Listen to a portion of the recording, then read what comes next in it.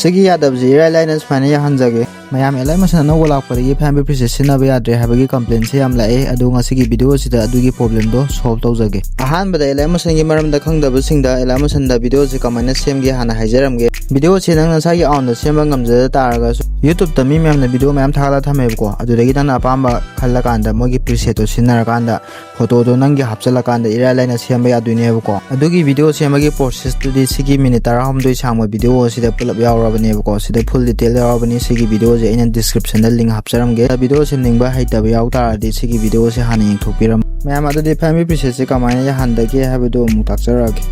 mayam sigi je step ani takchage ahan step Alight Motion da kuina nambiro aduga app info thabji sida jangbi adugi matungda open by default thaba sigi option je sinambiro aduga sigi je on tawbiramoko on tawbira matungda add link thabji sida changa matungda sigi link mayam je sije loina tikhotpiro aduga add thabji nambiramoko adu sida di loireba adubu aigi je Realme gi phone eba atopa nogi phone duga manadabsu yarambasu yayebako aigi oina li sigi app se sida kuina nama matungda sigi app info je changa matungda sida open by default thaije sida sum yaujayebako adu no yaudaba kangbugi leitaradi setting da oina sembasu yabnebako ado sigi je setting da muchang yengjebako setting changbiro adu kanda sida app aina ma yaujari je sida changbiro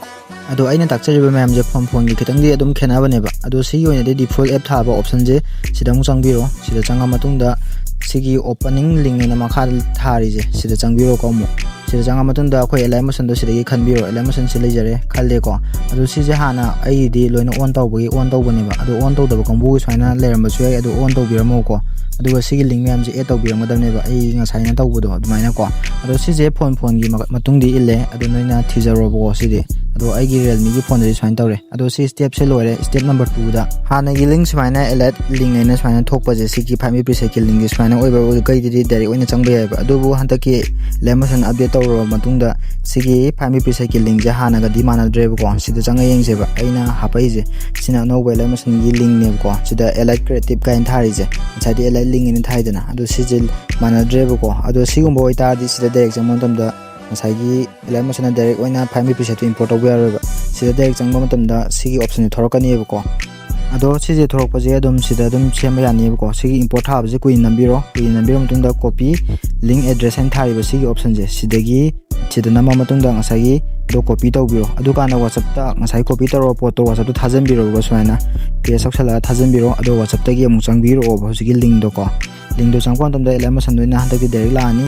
ado sida direct lae ko hanagi import ga da do sida import option ba yarani ba ko ado sini ngasai gi family preset yadi habising do copy taro kanda WhatsApp to in thajala kanda do in changbiyo ba ko ngasai gi YouTube te gi direct oina changbadi yaroi ba ado mayam siga tani kesu aruba ju yaude ado noi device ki matungina sigi manaba ngasai process to manadaba di khara di leramani ba ko